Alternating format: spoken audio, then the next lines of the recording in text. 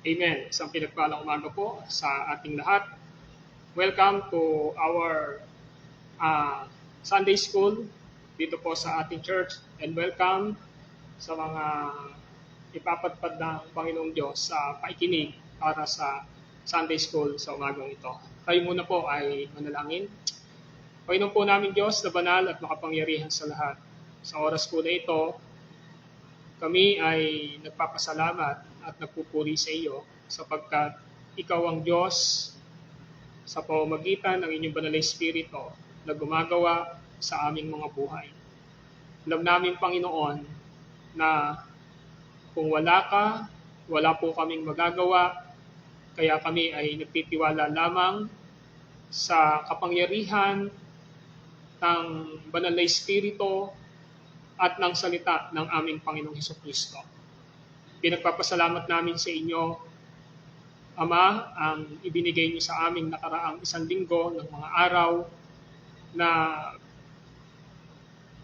pinamahalaan niyo kami sa pamamagitan ng inyong salita at banal na Espiritu at naranasan namin ang inyong kagandahan loob sa kabuuan ng aming mga buhay. Kaya sa umagang ito, nagpapakumbaba po kami at humihingi ng tawad bilang mga anak ninyo sa lahat ng aming mga pagsuway at hindi pagsunod sa inyong mga salita na bunga ng kaligtasan at gawa ng banal na Espiritu sa aming mga buhay. Patawarin niyo po kami at linisin alang-alang sa dugo at katwiran ng aming Panginoong Hesus bilang mga anak ninyo. At ngayong umaga, iparanas niyo po sa amin ang inyong presensya na matuto kami sa mga salita nyo na aming pong pagsasalusaluhan sa pagpapaliwanag ng inyong lingkod upang na sa ganon masigit pa na tumibay ang aming pananampalataya sa aming Panginoong Hesukristo at magbunga ito sa aming mga buhay. Kasangkapanin niyo po ako bilang tagapagturo ng inyong mga salita at nawa makita namin ang tunay na pagpapasalamat sa kaligtasan at biyaya na ibinigay niyo sa amin sa pamamagitan ng pamumunga ng pananampalatayang nakapagligtas sa amin dahil sa banal na Espiritu. Na mayroon po kaming pleasure sa pagsunod sa 10 utos na gabay sa aming pamumuhay.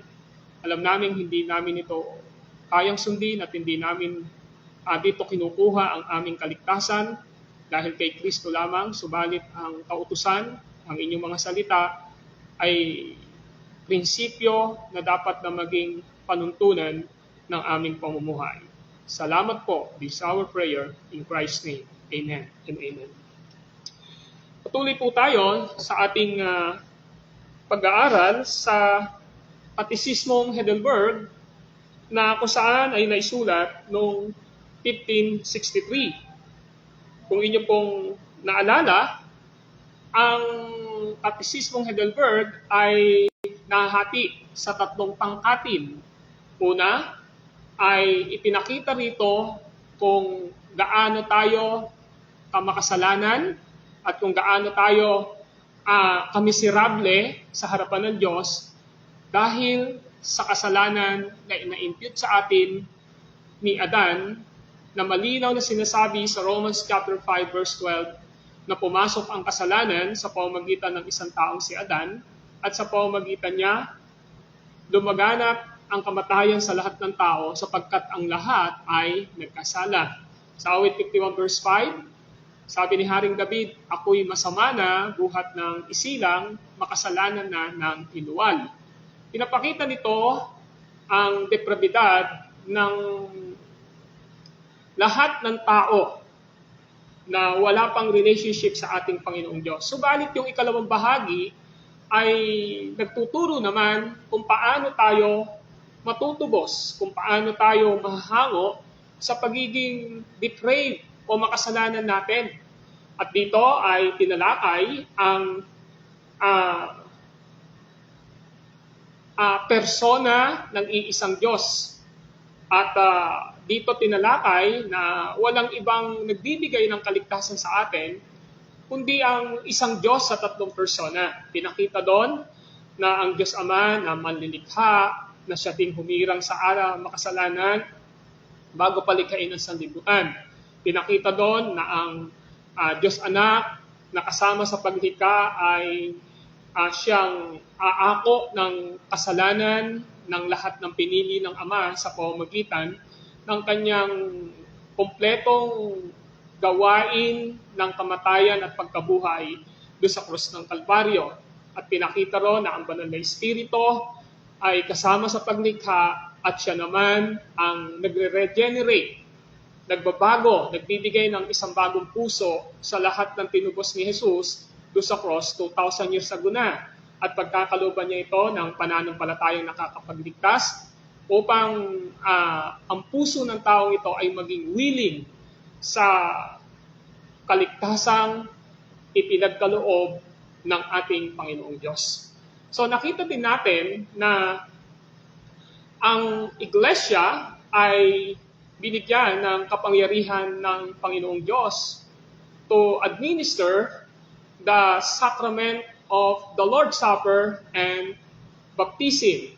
At sa bandang dulo, nakita natin yung tinatawag na authority of the church when it comes to the Christian discipline. Malinaw na sinabi natin na ang iglesia na katulad natin ay nabubuksan ang langit dahil sa mga susing ibinigay ng ating Panginoong Hesus. At ito ay walang iba kundi ang Ebanghelyo, ang pangangaral ng Ebanghelyo. Ang sino mang tumalima sa Ebanghelyong ito ay binubuksan ang kalangitan at binubuksan ang iglesia ng ating Panginoon dito sa lupa upang bigyan siya ng katiyakan ng buhay na walang hanggan dahil kay Kristo. Nasasaran po ang kaharian ng langit at ang kanyang iglesia kung ang Ebanghelyo na naipangaral ay tinatanggihan ng isang taong deprabidad o makasalanan. And of course, nakita natin na sa ating pag-aaral patungkol dito ay tinuruan tayo na ang mananampalataya na bahagi ng katawan ng ating Panginoong Hesukristo ng kanyang iglesia ay hindi dapat mamuhay batay lamang sa kagustuhan niya. O yung tinatawag na after na masave ay mamumuhay sa dati pang buhay. Kundi pinapakita rito ang changes kung kaya't mayroon tinatawag na Christian discipline, yung proper discipline na tinuturo ni Jesus Christ sa kanyang mga anak sa loob ng iglesia. Malinaw na ang Panginoong Jesus ay nag-a-administer siya ng Christian discipline through His Word sa pamamagitan ng pag-a-administer ng mga pastor at elder na nilagay niya sa church doon sa mga taong marami ng beses na proseso, na nasabihan, na paalalahanan hanggang dumating na sa iglesia yung kanilang maling aral at maling practices ng pamumuhay ay hindi pa rin tumalikod. Ang iglesia ay binigyan ng Panginoon ng karapatang hatulan ang mga ito.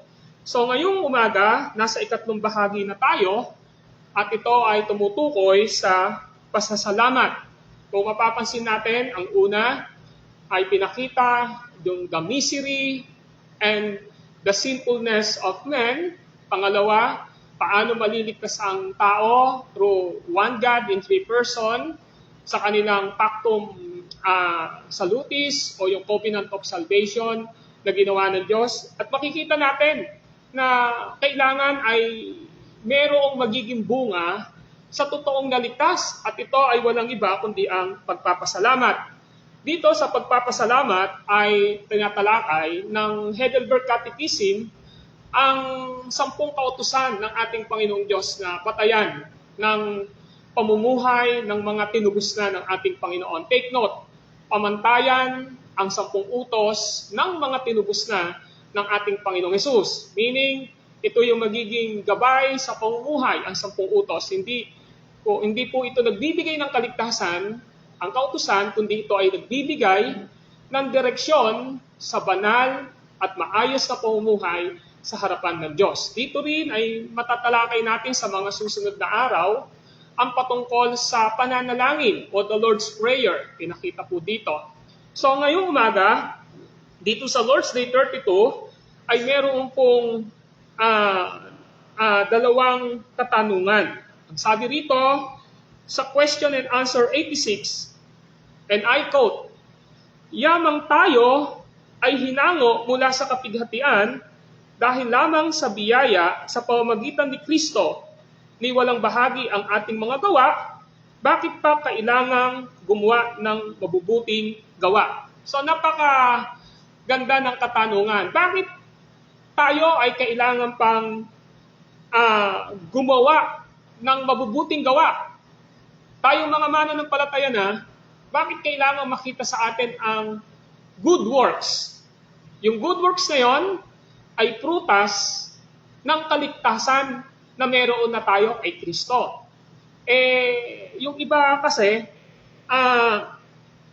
hindi naiintindihan na sinasabi nila, di ba naligtas na tayo dahil sa biyaya sa pamamagitan ni Kristo? Yung iba sinasabi, yung once saved, always saved, o yung OSAS na once you save, you always save, malinaw po yan sa banal na kasulatan, yung tinatawag na eternal security. Pero ang tanong natin, katulad ng tanong ni Paul sa Romans chapter 6, dahil ba masagana ang habag ng Diyos, ay magpapatuloy tayo sa pagkakasala? Ang sagot niya, hindi. Bakit? Kasi namatay na tayo sa pamamagitan ng bautismo ng ating Panginoong Hesukristo. Kung paanong si Jesus ay namatay sa cross, nalibing at muling nabuhay, nang tayo ay binautismohan, pinapakita ito na tayo din ay patay na sa kasalanan, nalibing na ang kasalanan, at meron na tayong isang bagong buhay. So ngayon, malinaw dapat sa atin na yung salvation na ibinigay ng one God in three persons sa atin, ay nagpapakita ito sa atin na we are eternally secure. Totoong ligtas tayo. Pero yung totoong naligtas ay nagbubunga ng good works, ng mabubuting gawa sa kanyang buhay. Nagiging obedience siya sa kilos ng banal na Espiritu sa kanyang buhay sa pamamagitan ng kautusan, sa pamamagitan ng Scripture. Kaya sinagot po ito Ang sagot, sapagkat si Kristo na tumubos at nagligtas sa atin sa pamamagitan ng kanyang dugo, ay siya ring bumabago sa atin sa pamamagitan ng kanyang banal na Espiritu ayon sa kanyang sariling wangis, upang na sa ganon ay maipatotoo ng buo nating katauhan ang ating pasasalamat sa Diyos sa pagbibigay niya ng mga biyaya, at upang siya ay mapapurihan natin, at saka upang ang bawat isa ay makatiyak sa kanyang sarili ng kanyang pananampalataya dahil sa mga bunga nito, at upang sa pamamagitan ng ating makadiyos na buhay ay mahikayat ang iba kay Kristo. So, nais kong ipaliwanag itong sagot na ito na bakit ang mga tunay na naligtas ay kailangang makakitaan ng prutas ng mabubuting gawa o ng good works. Sabi po dito, sapagkat si Kristo na tumubos at nagligtas sa atin sa pamamagitan ng kanyang dugo, ay siya ring bumabago sa atin sa pamamagitan ng kanyang banal na Espiritu ayon sa kanyang sariling wangis. So tingnan nyo, kung paano tayo tinubos ni Kristo, saan? Sa kasalanan natin sa Ama, at yung kasalanan natin, dating alipin tayo ng kasalanan, alipin tayo ng kaaway na si Satanas o ng Diablo, at nagtakbo ng sanlibutan at gawa ng laman natin, sinasabi po rito, yung ding kanyang dugo na iyon ang bumabago sa atin sa pamamagitan ng kanyang banal na Espiritu. So kung titingnan natin, nang niligtas tayo ng ating Panginoong Hesukristo sa pamamagitan ng kanyang kamatayan sa cross, sa pamamagitan ng kanyang pagbububo o pagpikis ng kanyang dugo sa cross ng Kalbaryo, malinaw na sinasabi sa atin ngayon dito na si Jesus din ang bumabago sa ating mga buhay sa pamamagitan ng Espiritu Santo, ayon sa kanyang sariling wangis. Upang nang sa ganoon ay maipatotoo ng buo nating katauhan ang ating pagpapasalamat sa Diyos sa pagbibigay niya ng mga biyaya. So yung grace pala, yung biyaya pala, na iyon ay walang iba, kundi ang kamatayan, complete works ni Jesus Christ sa cross sa pamamagitan ng kanyang dugo. Subalit, ito ay gawa ng Espiritu Santo sa buhay ng isang mananampalataya. Bakit? Upang sa ganun daw, tayo ay maging kawangis ni Kristo, maging kawangis tayo ni Kristo, at maipatotoo natin yung buo nating katauhan na tayo ay totoong niligtas ni Kristo. Ngayon, kung titingnan natin sa Romans chapter 6 verse 13, ito ang sinasabi ng salita ng Diyos sa pamamagitan ni Apostol Pablo. Sa Romans chapter 6 verse 13, sinabi po niya rito ay ganito. Once again, Romans 6:13, ang sabi ng salita ng Diyos. Huwag ninyong ipailalim sa kapangyarihan ng kasalanan ang alinmang bahagi ng inyong katawan bilang kasangkapan ng kasamaan. Sa halip, pasakop kayo sa Diyos bilang mga taong namatay at muling binuhay at ihandog sa Kanya ang buo ninyong pagkatao bilang kasangkapan ng katwiran. So napakaganda ng proposition ni Apostol Pablo rito. Una, sinasabi niya, yung verse 13 ng unang bahagi, huwag ninyong ipailalim sa kapangyarihan ng kasalanan ang alinmang bahagi ng inyong katawan bilang kasangkapan ng kasamaan. So malinaw na sinasabi ng salita ng Diyos, yung dati nating buhay, tayo ho ay nagpailalim. Dati, nung hindi pa tayo naliligtas, yung buhay natin ay nasa ilalim ng kapangyarihan ng kasalanan. At yung katawan natin ay ginagamit sa kasalanan. So sabi niya, huwag ninyong ipailalim sa kapangyarihan ng kasalanan ang alinmang bahagi ng inyong katawan bilang kasangkapan ng kasamaan. So, yun yung dating buhay natin. Kaya hindi na tayo dapat nagpapailalim sa kapangyarihan ng kasalanan yung ating mga bahagi ng katawan. Tapos sinabi pa ni Apostle Paul, sa halip, pasakop kayo sa Diyos.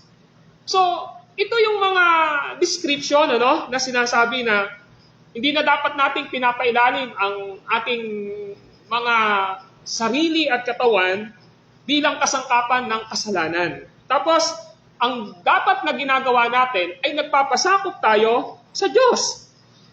Nagpapasakop tayo sa Diyos.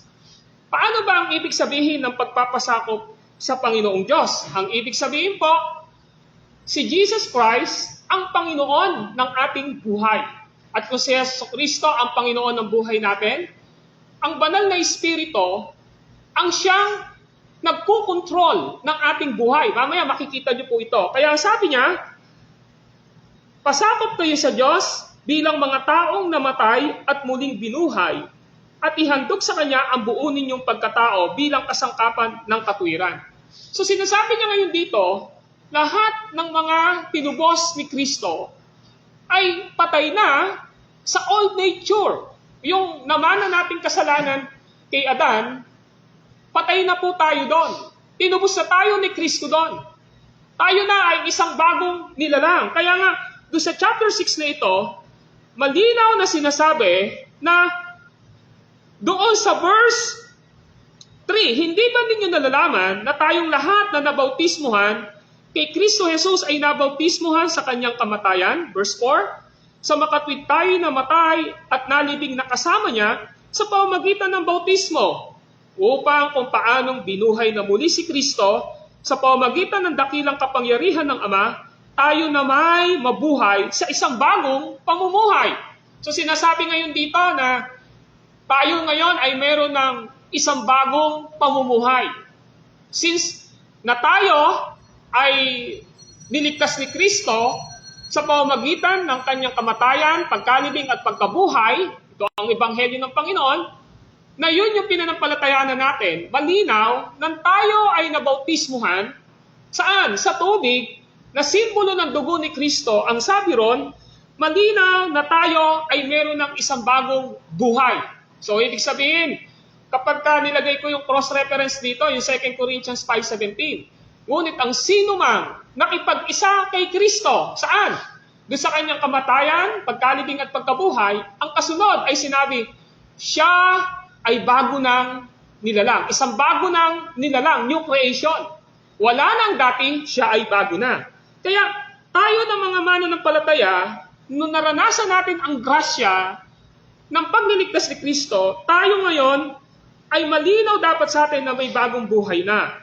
Kaya nga sa pagpapatuloy ko, sabi pa sa verse 5, sapagkat kung nakaisa tayo ni Kristo sa isang kamatayang tulad ng kanyang kamatayan, tiyak na makakaisa niya tayo sa isang muling pagkabuhay tulad ng kanyang pagkabuhay. Verse 6, alam natin na ang dati nating pagkatao ay ipinakong kasama niya upang mamatay ang makasalanang katawan at nang hindi na tayo maalipin pa ng kasalanan. So nakita natin sinasabi rito na we are not bondage of sin. Kaya malinaw na sinasabi ngayon dito ng salita ng ating Panginoong Diyos na tayo ay hindi na alipin ng kasalanan, kundi tayo ay nagpapasakop na sa Diyos at ang buo nating pagkatao ay inihandog na natin sa Kanya bilang kasangkapan ng katwiran. So malinaw na yung buhay natin ngayon ay kasangkapan ng katwiran ng ating Panginoong Diyos.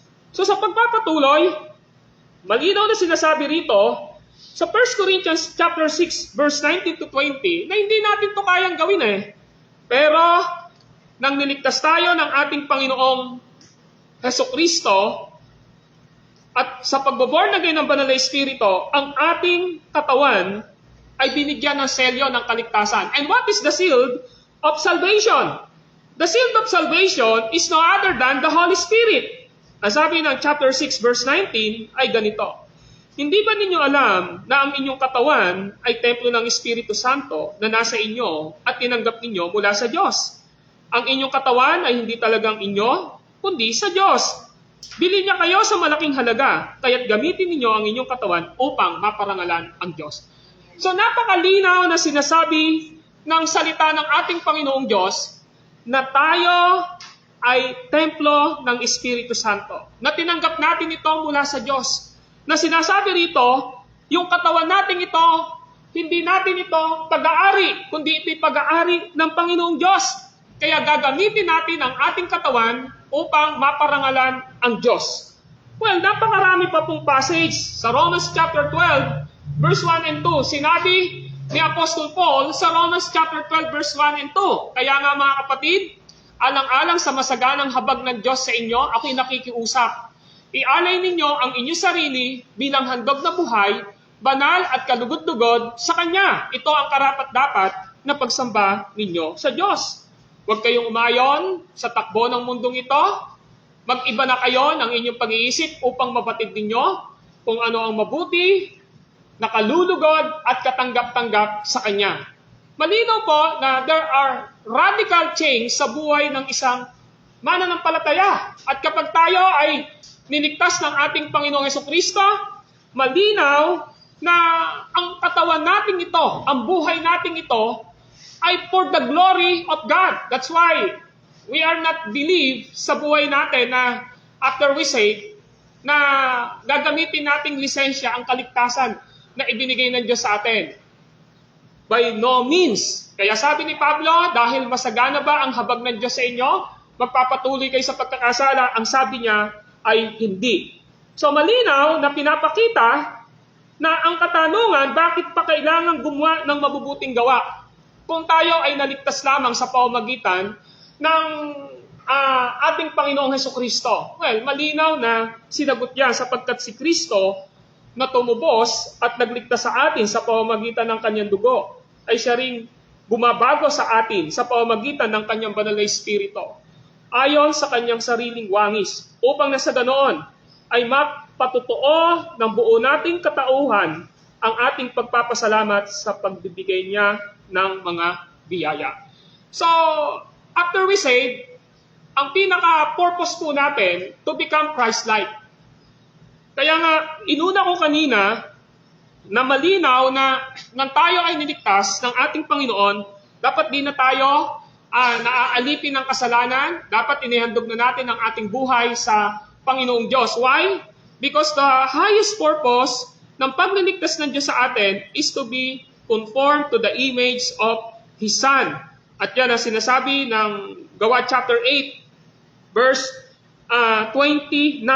Sabi ng Roma chapter 8, verse 29, Roma chapter 8, verse 29, ganito ang sabi, sapagkat sa mula't-mula pa, alam na ng Diyos kung sino ang sa Kanya. Ang mga ito'y tinalaga niyang maging tulad ng Kanyang anak, at sa gayoy, naging panganay natin siya. Pero ano ang ibig sabihin doon? Ang mga ito'y itinalaga niyang maging tulad ng Kanyang anak. So, this is the highest purpose ng pagliligtas ng Diyos sa atin. Na tayo dapat ay maging katulad ng Kanyang anak sa wangis ng pamumuhay. Kaya nga sabi rito, at upang si Kristo ay mapapurihan natin. So, when we live like Jesus Christ sa buhay natin, katulad na sinasabi ng 1 John chapter 2 verse 6, ang nagsasabing nananatili sa Diyos ay dapat mamuhay katulad ng pagkapamuhay ni Kristo.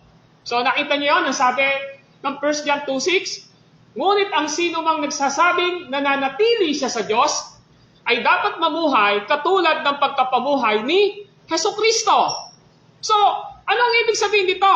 Ang ibig sabihin nito, yung highest purpose ng ating kaligtasan ay maging katulad ni Kristo. So kung tayo ay dapat na maging katulad ni Kristo sa ating pamumuhay, dapat makita sa buhay natin ang karakter ni Kristo. Kaya nga sabi, ang sino mang nagsasabing nananatili siya sa Diyos, ay dapat siyang mamuhay katulad ng pagkapamuhay ni Jesucristo. Well, mga kapatid, hindi lamang po yun. Dahil ang pinaka-highest purpose po, makita sa buhay natin si Kristo. Pag nakita dapat yung buhay ni Timothy, nakita yung buhay ni Sister Virginia, sa buhay ni Sister Leonie, o sa buhay ni Brother Emmanuel, sino yung nakikita sa atin? Ang nakikita ba sa atin? Takbo ng sanglibutan? Ang nakikita ba sa atin? Gawa ng laman? Ang nakikita ba sa atin? Ang impluensya ni Satanas? O ang dapat makita sa buhay natin ay si Kristo? Kung si Kristo ang nakikita sa buhay natin, ibig sabihin po, naluluwalhati ang Diyos sa buhay natin. Kaya nga ang sabi ng Mateo, Kabanatang 5, ang talata ay 16, ay ganito. Matthew chapter 5, verse 16. Ang sabi rito ay ito. Gayon din naman, dapat ninyong paliwanagin ang inyong ilaw sa harap ng mga tao upang makita nila ang inyong mabubuting gawa at walhatiin ang inyong amang nasa langit. So nakita nyo, sabi ni Jesus Christ, we are the light of this world. Bakit niya tayo kinukumpara na ilaw? Bakit ang mananampalataya na katulad mo at katulad ko ay kinumpara ni Jesus Christ na tayo ay ilaw? Well, dito sa ating chapel na ito, pag pinatay ko po ang ilaw na yan, hindi na tayo magkikita-kita. Madilim po dito. Tama po ba? So, ibig sabihin, because of the light, nakikita natin ang bawat isa. In the same way, kapag tayo ay totoong naligtas at mananampalataya, nagre-reflect si Kristo na ilaw ng sanlibutan sa mundong ito. At dapat nakikita siya sa buhay natin.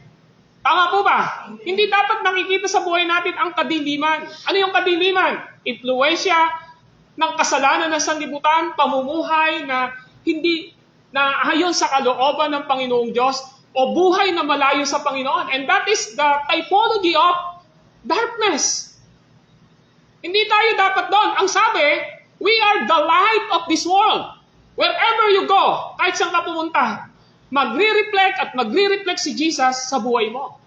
At ang sabi ni Jesus Christ sa Matthew chapter 5, Verse 16, gayon din naman, dapat ninyong paliwanagin ang inyong ilaw sa harap ng mga tao. Ano ibig sabihin po nun? This is a command, not suggestion. This is imperative. Gustuhin mo man itong tanggapin o hindi, utos ito ni Jesus Christ. Dapat din naman na paliwanagin mo ang iyong ilaw sa harap ng mga tao. So tanungin natin yung sarili natin for the past weekdays ng buhay natin or sa mga nakaraang weeks sa buhay natin o month. Tayo ba ay nakikita si Kristo sa ating buhay? Paano tayo magsalita? Paano tayo gumawa? Nakikita ba si Jesus sa buhay natin? Pag patiningnan tayo, ang sasabihin nila, yan ay tunay na anak ng Diyos kasi nababanaag ito sa kanyang pananalita at gawa. O tayo, yung mga taong pagtiningnan ng mga mahal natin sa buhay, ng mga kapitbahayan natin, kasama natin sa school, sa trabaho, sasabihin, tingnan mo, born again yan ha? Tingnan mo, Christian yan. Pero tingnan mo yung ginagawa. So tanong natin ngayon sa sarili natin, sino ang mapapapurihan? Sino ang napupulaan? Ikaw lang ba o si Kristo na dala-dala mo? Kaya ang sabi ni Jesus Christ, gayon din naman, paliwanagin ninyo ang inyong ilaw sa harap ng mga tao. This is our good works. Yung light, yung ilaw na pinakikita natin sa harapan ng mga tao, ito ay bunga ng kaligtasan. Ito yung good works natin na nakikita nila na bunga ng kaligtasan. Yung pagbabago ng buhay natin, nakikita nila. Kaya sabi, gayon din naman, paliwanagin ninyo ang inyong ilaw sa harap ng mga tao. Bakit daw po? Ang karugtong, upang mapapurihan nila ang inyong amang nasa langit. So the highest purpose why God saved us is not to remain in our sin or in darkness. Subalit kailangan nating maintindihan na after na maligtas tayo, ang pinaka-purpose ng Lord sa buhay natin is to become Christ-like. Maging katulad ni Kristo. Saan? Sa kabanalan ng ating pamumuhay. Kung sinasabi mo na nananatili ka sa Diyos, dapat mamuhay ka katulad ng pagkapamuhay ni Kristo. Ang sabi ng 1 John 2:6. Kaya sinasabi ni Jesus Christ, gayon din naman, paliwanagin ninyo ang inyong ilaw sa harap ng mga tao upang mapapurihan ang inyong amang nasa langit. So paano natin mapapapurihan ng Diyos? Paano magiging maayos yung buhay natin after we save? Ano yung magiging pattern natin? Ano yung magiging panuntunan natin? Well, sa sinagot yan ng Lord's Day 34.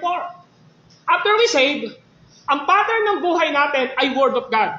Ang panuntunan ng buhay natin ay ang 10 utos. Kaya nga ang sabi rito, ano ang kautusan? Pinakita rito ang 10 kautusan na pattern ng ating pamumuhay. Una, huwag kang magkakaroon ng ibang mga Diyos maliban sa akin. Pangalawa, huwag kang sasamba sa mga Diyos-Diyosan. Pangatlo, huwag mong babanggitin sa walang kabuluhang usapan ang pangalan ng Panginoon. Pang-apat, igalang mo ang araw ng pamamahinga o pagsamba. Ikalima, igalang mo ang iyong ama't ina upang humaba ang iyong buhay sa lupain ito na binigay ng Diyos. Pang-anim, huwag kang papatay. Pang-pito, huwag kang mangangalo niya. Pang-walo, huwag kang magnanakaw. Pang-siyam, huwag kang sasaksi sa katotohanan laban sa iyong kapwa. Pang-sampo, huwag mong pag-iimbutan ang mga bagay na hindi sa'yo. So this is our pattern for our lives. Why? Because this is the fruit of the Holy Spirit. Hinabi ni Jesus Christ ang 10 utos. Sa Mateo chapter 22, may lalaking lumapit sa kanya, Guro, ano po ang pinakamahalagang utos? Sumagot si Jesus. Ibigin mo ang Panginoon mong Diyos ng buong puso, ng buong kaluluwa at ng buong pag-iisip. Ito ang pinakamahalagang utos. Pangalawa, ibigin mo ang iyong kapwa gaya ng pagmamahal mo sa iyong sarili. Sa 2 kautosang ito, nakasalalay ang utos ni Moises at ng mga propeta. So meaning, the summary of the law is written in the 2 tablets. Love your God with all your heart, with all your soul, with all your mind, with all your strength. Love your neighbor as love yourself. And this is the fruit of the Holy Spirit. That's why in Galatians chapter 5, verse 19, what is the fruit of the Holy Spirit? Ang sabi ni Paul, the fruit of the Holy Spirit is love. There is one fruit of the Holy Spirit sa buhay natin. Kaya nga, pinalakay ko kanina na sa pamamagitan ng banal na Espiritu, binabago tayo ni Kristo. Binabago ni Kristo ang ating sarili sa pamamagitan ng gawa ng banal na Espiritu upang maging kawangis tayo ni Kristo at makita na totoo tayong naligtas at naranasan natin ang biyaya. So anong ibig sabihin nito? Ang isang tunay na naligtas ay hindi magsasabi, well, ligtas ako, magpapatuloy ako sa kasalanan. Well, ligtas ako kahit magpabaya ako sa commitment ko at spiritual life ko kay Kristo. That's wrong. Kaya ang sabi ni Paul, malinaw sa atin na may prutas ang tunay na naligtas. At ang prutas ng totoong naligtas ay walang iba kundi ang pagmamahal natin sa Diyos at ang pagmamahal natin sa kapwa. Kaya malinaw po na pinapakita sa atin na intentional nating ginagawa yung sinabi ni Jesus Christ sa Matthew chapter 5. Malinaw na sinabi niya ron, gayon din naman, paliwanagin ninyo ang inyong ilaw sa harap ng mga tao. So ano po ito? Kapag kasama mo ang pamilya mo, kapag kasama mo ang classmate mo, kapag kasama mo ang katrabaho mo, kapag kasama mo ang mga taong nakapaligid sa iyo, sinasabi rito, dapat nakikita ang liwanag ng buhay na mayroon tayo. At ano ang liwanag na yon? Liwanag ni Kristo sa buhay natin na nagre-reflect sa tao. Kaya pag tinitingnan tayo, yan, dati, ano yun eh, yung buhay niyan dati, lasinggero, ganito yung buhay niya, lahat. Pero ngayon, ba't nabago? Nagre-reflect si Kristo. Kaya ang sabi ganon, upang mapapurihan ang inyong amang nasa langit. Kaya mga kapatid, malinaw na sinasabi sa atin, ng ating pinag-aaralan, upang siya'y mapapurihan natin. At saka upang bawat isa ay makatiyak sa kanyang sarili ng kanyang pananampalataya dahil sa mga bunga nito. Alam niyo po ba, ang katotohanan, kung ikaw, sasabihin mo, mananampalataya ka. Kung ikaw sasabihin mo, disciple ka ni Kristo, ulitin ko, kung ikaw sasabihin mo, ligtas ka, pero wala kang bunga ng kaligtasan, ang totoo, hindi ka ligtas. You are deceived by false teaching. Bakit po? Ang isang totoo na mananampalataya ay nagbubunga. Ang totoong mananampalataya ay may bunga ng good works. Ano sabi ng John chapter 15? Malinaw po, dito ako magtatapos. Ang sabi ng John chapter 15 ay ganito. Now listen carefully. Ako ang tunay na puno ng ubas at ang aking ama ang tagapag-alaga. Verse 2, pinuputol niya ang bawat sangang hindi namumunga at kanya naman pinuputulan at nililinis ang bawat sangang namumunga upang lalong dumami ang bunga. So malinaw na sinasabi sa atin, kung sinasabi mo na ikaw ay totoong ligtas, pero walang prutas ng bunga ng kaligtasan o ng banal na espiritu, ang totoo po, hindi ka totoong ligtas. Dahil ang bunga ng kaligtasan ay gawa ng banal na espiritu sa ating buhay. And the fruit of the Holy Spirit is love. Love in what? Love to the Lord and love to the neighbor. Kaya nga, yung adjectives na nilagay doon, pagkayari ng love, ang bunga ng Espiritu ay pag-ibig, katsagaan, kahinahunan, pagpipigil sa sarili. Di ba? Itong mga pagsasalarawang ito, ay bunga lang po ito ng totoong pagmamahal natin sa Diyos. Kung mahal natin ang Panginoong Diyos, kahit na po tayo ay punong-puno ng paghihirap sa ating mga buhay, may pagtsatsaga po tayo na nagpapatuloy sa Panginoong Diyos. Amen? Kung totoong mahal natin ang ating Panginoong Diyos, yung prutas ng pag-ibig doon sa baba ng Galatians chapter 5 verse 19, makikita ito sa buhay natin. Kaya malinaw na sinabi ni Jesus Christ, puputulin ang sangang hindi namumunga. Sino yon? Yung nagpo-confess na siya ay mananampalataya pero walang prutas yung kaligtasan. Nananatili sa kasalanan, walang pagbabago ang buhay. Hindi mo makakapagpatuloy yon. Dahil hindi mo totoong ligtas yun, puputulin po ng Panginoon yun. Pero ang sabi niya, yung mga tao naman na niligtas niya, ay mas lalo pa niyang nililinis upang dumami ang bunga. At sino ang naglilinis sa atin? Ang sabi ng verse 3, naalinis na kayo sa pamamagitan na salitang sinabi ko sa inyo. Alam niyo po ba, yung Holy Spirit na nagsasanctify, nagpapatagumpay sa ating kahinaan, nagbibigay ng kabanalan sa atin, ang mensahe niya sa atin palagi, salita ng Diyos. Kaya kung hindi ka nagbabasa ng salita ng Diyos, malabo kang magtagumpay sa kasalanan. Tama ba? Kailangan natin ng Word of God. Kaya nga sabi po ng Ephesians chapter 5, ang salita ng Diyos ay espada. Ay saan ba ginagamit ang sword? Ang sword po, ito yung panlaban natin. Kaya ang sabi ng Hebrew chapter 4 verse 12, ang salita ng Diyos ay katulad ng espada na magkabila ang talim, tumatagos hanggang sa kaibuturan ng kasukasuan ng tao.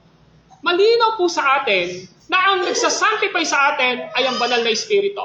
Pero ang paraan ng banal na Espiritu, paano tayo magtatagumpay, mawala ang mga bagay na hindi nakalulugod sa Panginoong Diyos, ay walang iba kundi ang Word of God sa pamamagitan ng kilos ng banal na Espiritu. Kaya malinaw mga kapatid, hindi ho pinapahintulutan ng ating Panginoong Diyos. Nasasabihin mo, Pastor, ligtas po ako. Pero paano namin malalamang ligtas ka? Paano namin malalaman na totoong may pananampalataya ka kay Kristo? Paano namin malalaman na totoong na born again ka? Ang totoong na born again, tinanong natin kanina, templo tayo ng banal na Espiritu. At yung banal na Espiritu na yan, may bunga sa buhay natin. At ang bunga ng buhay natin yan, ay sinabi ng banal na kasulatan, kaya gamitin ninyo ang inyong katawan upang mapapurihan ang Diyos. Keyword, mapapurihan ang Diyos.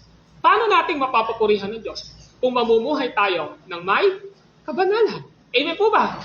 Kapag namumuhay tayo sa kasalanan, hindi ho tayo natin mapapapurihan ng Diyos. Kaya malinaw po yan mga kapatid. Kaya malinaw na sinasabi sa atin na ang totoong pananampalataya may bunga. Kaya paano mo malalaman na totoong na born again siya? Paano mo nalalaman na totoong disciple siya ni Kristo, mananampalataya? Dapat makita sa buhay niya ang bunga ng kaligtasan ng mabubuting gawa. Amen? So, sa pagpapatuloy natin sa mga susunod na araw, makikita natin dito na ang 10 kautusan ang siyang pattern o gabay natin sa pamumuhay dito sa lupa after we save. Hindi nagliligtas ang kautusan. Pero yung kautusan after we save, siya yung nagiging gabay natin at pattern ng ating pamumuhay dito sa lupa. Amen? So what is the challenge for us? Kapatid, kung sa tingin mo, totoo kang mananampalataya, hindi because you're feeling, hindi lang dahil sa nararamdaman mo, kundi totoong sinabi ito ng salita ng Diyos, malinaw po na dapat makita sa buhay mo ang bunga ng iyong kaligtasan. Prove it. Prove it to your good works. Amen? Patunayan mo ito sa mabubuting gawa na kilos ng banal na Espiritu sa iyong buhay. So, we believe, once saved, always saved, meron tayong katiyakan ng kaligtasan, pero yung totoong naligtas, hindi nananatili sa kasalanan at hindi nananatiling walang commitment kay Lord, kundi makikita sa buhay niya ang bunga ng kaligtasan to glorify God sa kanyang buhay. Let us pray. Lord, maraming salamat sa oras na ito. Sa mga salita niyo na amin pong naaral at napagbulay-gulayan mula pa kanina. Panginoon, ang tanong kasi na ibinigay ng Heidelberg Catechism, kung kami ay naligtas lamang sa pamamagitan ni Kristo, sa pamamagitan ng kanyang kamatayan, bakit pa kailangan namin ng mabubuting gawa? Panginoon, malinaw na ang mabubuting gawa ay hindi nagliligtas, kundi ang mabubuting gawa ay bunga ng kaligtasan. At kung totoo kaming naligtas, mag-overflow sa pananalita namin, sa pag-iisip namin, sa gawa namin, ang good works na bunga ng banal na Espiritu. Dahil ito ang ekspresyon namin ng pagpapasalamat sa inyo.